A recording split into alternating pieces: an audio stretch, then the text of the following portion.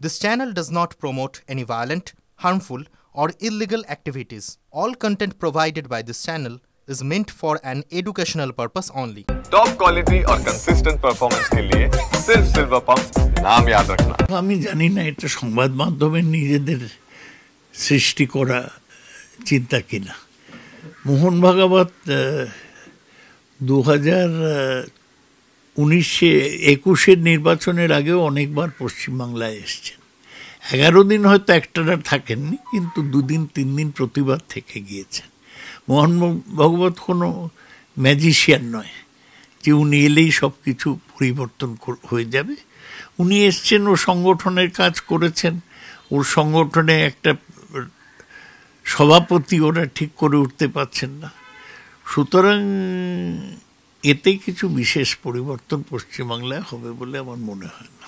BJP একটা অভিযোগ করছে যে সংখ্যালঘু অধ্যুষিত বিধানসভাগুলিতে অস্বাভাবিক হারে আপনার ভোটার বৃদ্ধি হয়েছে। বহুদিন ধরে তারা অনুপ্রবেশকারী নিয়ে, রোহিঙ্গা আশ্রয় দেওয়া নিয়ে সব বলছিলেন। বিজেপি কি বলে তাতে আসা যায় না।